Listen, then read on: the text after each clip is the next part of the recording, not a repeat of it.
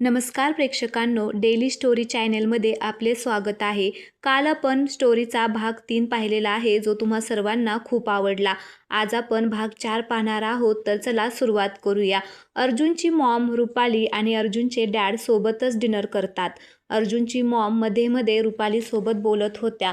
ती मोजक्या शब्दात त्यांना उत्तर देत होती। अर्जुनचे डॅड मात्र जेवण होईपर्यंत शांतच होते। जेवण झालं, अर्जुनचे डॅड लगेचच बाहेर चालण्यासाठी जातात। राहू दे, सगळं स्टाफ करतील, तू रूममध्ये आराम कर। रुपाली तिचं जेवण झाल्यावर प्लेट्स उचलत होती, म्हणून अर्जुनची मॉम तिला बोलतात। हो, असं रुपाली बोलते। जाताना 2 स्टाफ मेंबरला सोबत घेऊन जा, तुला तुझं सामान काढायला मदत करतील, अर्जुनची मॉम रुपालीला बोलतात। हो, रुपाली बोलून होकारार्थी मान हलवते। मग अर्जुनची मॉम सुद्धा बाहेर चालण्यासाठी जातात। त्यांना आणि अर्जुनच्या डॅड यांना दोघांना सुद्धा सकाळ संध्याकाळ चालायला जाण्याची सवय होती, त्याच्यामुळे त्यांचं जेवण झाल्यावर त्या सुद्धा जातात। चला मॅडम, मोना रुपालीला बोलते।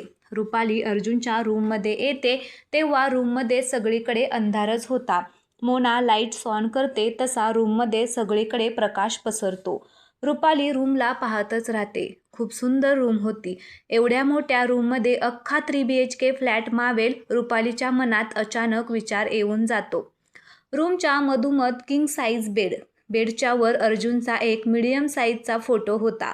एका कोपऱ्यात सोफा, दुसऱ्या साईडने एक छोटा टेबल आणि एक चेअर होती। ते स्टडी टेबल सारखं वाटत होतं।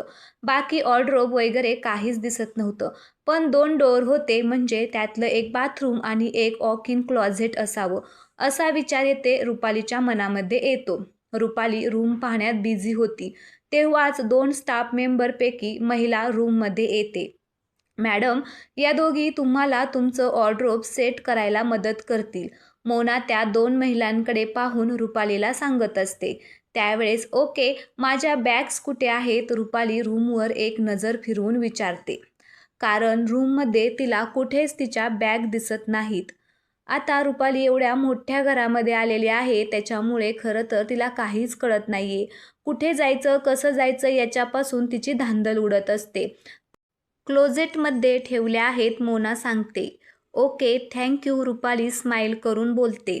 मोना खाली निघून गेल्यावर रुपाली त्या 2 स्टाफ मेंबरमधील महिलाबरोबर क्लोजेटमध्ये येते।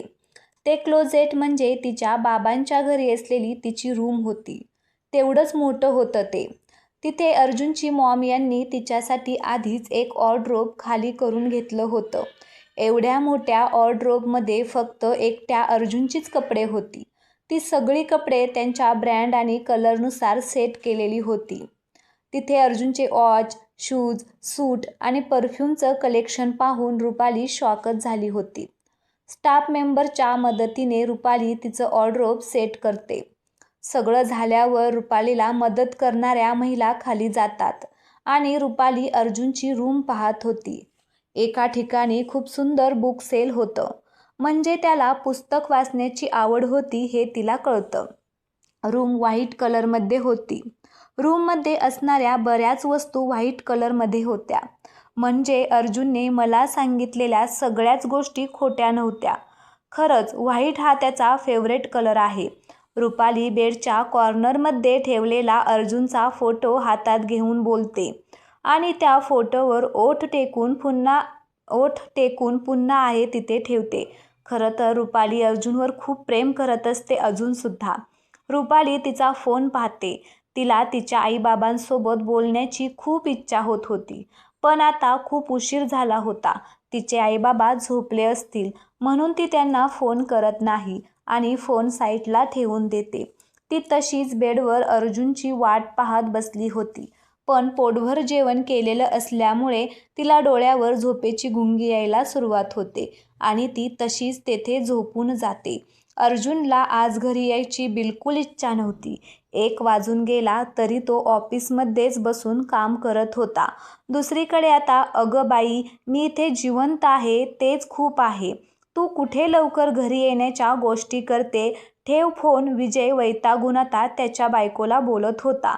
एकतर बिचाऱ्याला आज नीट श्वास घ्यायला सुद्धा वेळ भेटला नव्हता। जेवण करायला सुद्धा फक्त 10 मिनिटे भेटले होते। त्यात त्यांनी कसं खाल्लं होतं त्याचं त्यालाच माहिती. त्यात त्याची बायको तो घरी आला नाही म्हणून सारखे प्रश्न विचारून त्याचं डोकं खात होती. अहो, तुम्ही ऑफिसमध्येच आहात ना? पण खरं खरं सांगा. सोना, विजयची बायको, विजयला बोलते.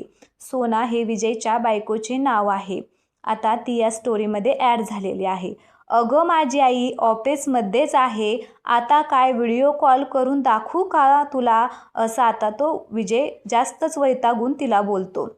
हो चालेल, दाखवा, नाहीतर थांबा मीच करते, असं म्हणून सोना लगेचच आता फोन कट करते. देवा, हा असा सर्किट बॉस आणि ही मूर्ख बायको, हे सगळे माझ्याच नशिबात का? विजय वरती पाहून बोलत होता. तेवढ्यातच त्याचा फोन वाजतो. आता पाहतो तर खरंच त्याच्या अतिहुशार बायकोने त्याला व्हिडिओ कॉल केला होता. हा बघ आता तो उचलतो आणि म्हणतो की हे बघ ऑफिसच आहे. इथं बॉसने एवढं काम दिले की स्वतःच्या बायकोसोबत रोमांस करायला वेळ भेटत नाही. बाहेर जाऊन लफडी कधी करू? पण तुला विश्वासच नाही. विजय आता रागातच सोनाला बोलतो. अहो, एवढं काय लगेच चिडता? आमच्या गावातल्या बायका सांगायच्या की शहरातली माणसं ऑफिसमध्ये आहे असं घरी बायकोला सांगून दुसऱ्या बाईकडे जातात. म्हणून मला भीती वाटते, दुसरे काही नाही. सोना आता निरागसपणे त्याला बोलते. तुझ्या गावातल्या बायकांच्या तर? विजय आता रागातच तिला बोलतो.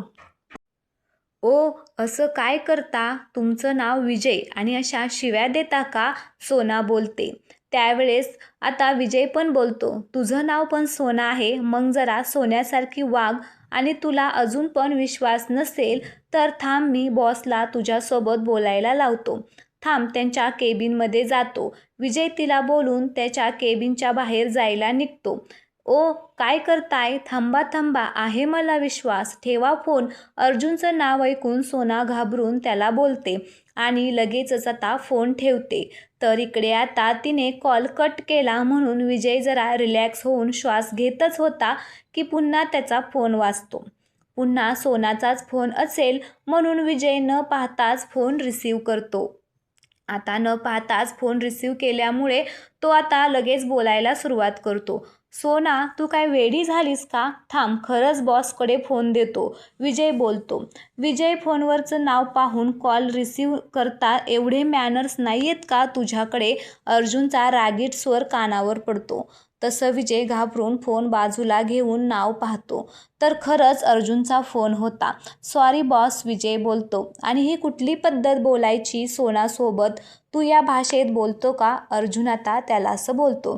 नो बॉस, ते तर आज चुकून. सॉरी. विजयला आता काय बोलावं कळतच नव्हतं. तो आता एकदम घाबरून गेलेला असतो. तर आता तू घरी जाऊ शकतो. खाली पार्किंगमध्ये जाऊन ड्रायव्हरला माझी गाडी काढायला सांग. मी आलो 5 मिनिटात, अर्जुन बोलून कॉल आता कट करतो. तर आजचा 4था भाग येथेच संपलेला आहे. आता आपण उद्या पाहणार आहोत 5वा भाग. स्टोरी खूपच इंटरेस्टिंग होत चाललेली आहे. सगळ्यांनी बघा आणि चॅनलला सबस्क्राईब मात्र नक्की करा. आपल्याला अजून पुढचे भाग खूप आहेत जे वाचायचे आहेत, त्यामुळे चॅनलला नक्की सबस्क्राईब करा. आजचा हा 4था भाग तुम्हाला आवडला असेल तर व्हिडिओला मात्र लाईक करा. आजचा 4था भाग आपण येथे संपूया. धन्यवाद.